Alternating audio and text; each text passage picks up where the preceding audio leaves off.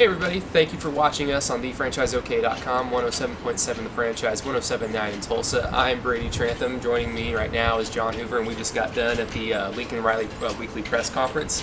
Not as interesting, but there were some things that obviously Riley went over, and let's check them out.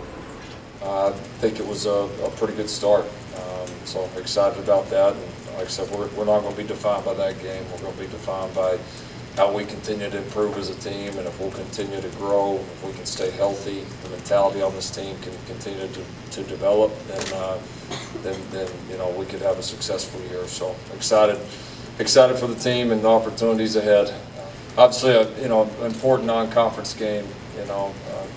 Great historical program, a ton of great athletes with the UCLA program, and a game that I know it's exciting to our fan base. It's exciting for our players. I think it'll get the attention of nationally too, because of the matchup, and not a very traditional matchup, but another of a kind of long line of really good non-conference games that we've scheduled and had an opportunity to play here. So we're excited about this one. And yeah, John, Lincoln Riley also updated us on some injuries. Yeah, the one everybody wants to know about, Austin Kendall, obviously the quarterback, slid into the equipment case on the Florida Atlantic sideline. Probably that case probably shouldn't have been there. Maybe OU needs a new policy where they move all the cases behind the bench, the equipment, the training, the athletic training, that kind of thing. But to update the Austin Kendall section of this, he's not injured for a long period of time. That's basically, Lincoln Riley's optimistic at this stage that he will be back. And he said shortly, he said soon, probably not this week, but they're going to evaluate him, test him, MRIs, all that kind of stuff, see how it's progressing. And then the others were Charleston Rambo, the receiver, is back this week, expected to be back at practice, able to participate. We'll see if he gets in the game. And then the defensive back, linebacker, kind of hybrid position, Darian Turner-Yell. No, he's a DB, right? DB, yes. I was thinking of somebody else. John Michael Terry. John Michael Terry, yes.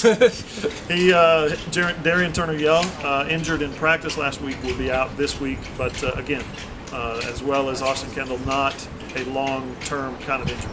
Yeah, let's check out Lincoln Riley's comments on the players. Injury-wise, real quick, we expect to get Charleston Rambo back this week, which that'll be a big positive. Came out of the game pretty clean the other day. Austin Kendall, nothing too significant with his lower leg injury. We'll see how he's doing. He's there's nothing just immediate that's gonna just absolutely force him out for a long period of time. But at the same time, there was, it was a pretty solid impact, and so there's mobility, swelling, all those things are going to be an issue. So I don't know if he's going to be able to play or not.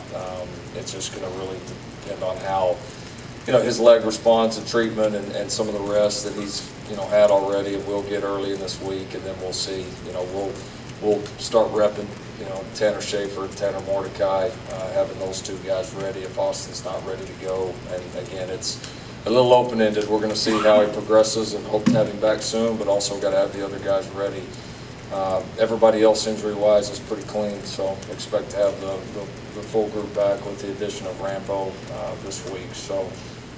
Lincoln Riley also spoke about Kyler Murray's performance that he had against Florida Atlantic, and he was, for only playing a quarter and a half, he was pleased with his performance. A very dynamic player, we know, but and we expected, I don't know what we expected, a lot out of him. And he completes 9 of 11 passes, 209 yards, 2 amazing touchdown throws. The deep one to Marquise Brown was unbelievable. In full stride. Yeah, full stride. But he also did the little, I called it the curly shuffle on Saturday night, where he's spinning around and people are trying to catch him, and it's just not working for those guys. You expect a lot out of him, but what I got from the press conference today was that he played within himself. The players knew what to expect. He knew what the offense was. He knew what the scheme was going to happen. He read the defenses, and the coaches were pleased. Yeah, we busted an assignment on that led to it, and yeah, he handled it well. He's got unique ability, and some guys, when they start to reverse field like that, you wouldn't be real happy with. But I mean, he's just kind of got the ability to get around it. Had he not stumbled, he might have taken it the whole way. And so that was an interesting sound there. So yeah, he I kind of lost my train of thought a little bit. 90,000 doesn't do anything to me with the cat's down there. So, but no, yeah, it does. It is demoralizing, because it's one of those plays where, if you're Florida Atlantic, you're saying, they're moving it pretty good. We had something, perfect where we had a guy dead to rights and they gained 12 or 15 yards off of it. I mean, no doubt it hurts them, and then we're able to pop the next one, the very next play. And finally, Lincoln Riley spoke about UCLA and how they're excited for the step up in competition this week coming from Florida Atlantic. Doesn't really have that much personal relationship with head coach Chip Kelly at UCLA, but obviously, being the play caller that he is, has taken a few influences from him in his young career. No doubt. An innovative, that's a hard word to say sometimes, an innovative play caller and creative offensive mind in Chip Kelly. The things that he's brought to college football since his debut in early days as offensive coordinator, even at Oregon, and before that, Chip Kelly, an offensive, really a guru. And what we're expecting now is maybe they were a little vanilla in their loss over the weekend, probably to their detriment. They probably needed to be a little less vanilla. But I think that when UCLA comes in here, we're going to see a diverse, moving the football all around, probably limited quarterback-wise. Lincoln Riley talked about the injury to Wilson Spate, obviously keeps him out, but some young guys coming in at quarterback. So UCLA going to try to do some things, and where Lincoln Riley's concerned, I asked him the question about today the step-up in athletic ability from Florida Atlantic, which has high-level transfers throughout its roster, to a team in UCLA that has high-level recruits throughout its roster. Not necessarily the depth of a Power 5 team. Yeah, Florida Atlantic going to be a real a step down from what talent-wise, athletic ability that UCLA brings. And also, there's quite a handful of players on the roster at Oklahoma that are going to be extra juiced up for this game because, just from the quick count that we had right before we started filming, 8, 9, 10 players from the state of California. Right, yeah. Grant Calcaterra said he has followed UCLA. He was recruited by him a little bit, but he's really looking forward to getting a shot at the Bruins. Yeah, I mentioned that he wasn't really recruited by the Bruins or any of the California schools for that fact, so look for a lot of the California kids to get really jazzed up for this game. But let's go check out some comments from Lincoln Riley. Watching those guys, obviously the impact of Chip Kelly, it's just one game in, but you can see offensively, that, you see that they do what he does, and they're going to continue to get better and better at it. They've got some really good players. Obviously they played a couple of quarterbacks the other day.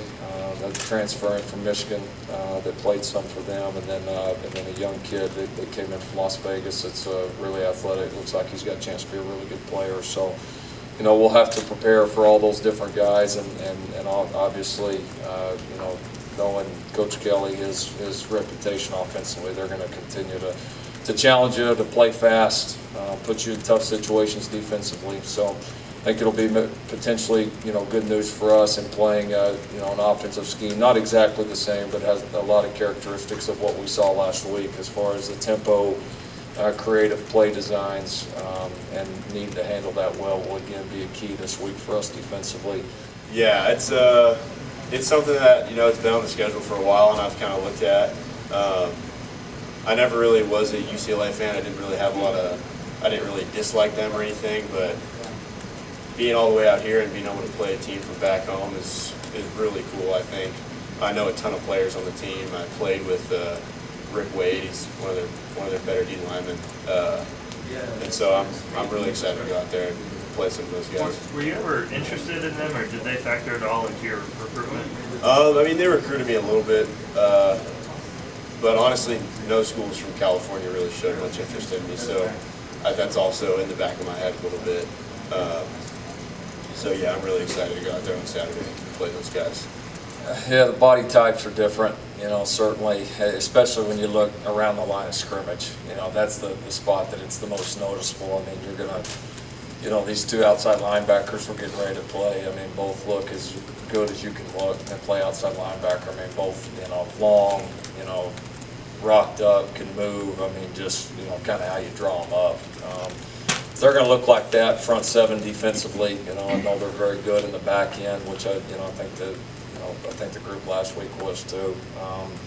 Yeah, and then certainly, offensive line, their tight ends, their backs. It is you're certainly going to see more athletes on the field, and you're just going to see, you know, just bigger frames, bigger people overall. So, you know, it's always been a program that's, you know, they've always recruited well, regardless who's been the head coach. They've always had a lot of talent. They've always put a lot of guys in the NFL. So, you know, it's definitely going to be a different looking type team that walks on the field. Obviously, no schematic secrets or anything like that, but how does that change how you approach this game? It doesn't much. I mean, you know, we're going to play against good players, and you know, I think more for us, it's you know, of course you'll have your game plan that you know, best ways you think to approach the game on all three sides. But for us, it's going to come back to, you know, we got to make the improvements from week 1 to week 2, and we got to control that as a team, and that'll be our primary focus. I don't think I've ever met him. I don't think so. I don't think we've ever met. So no, 0.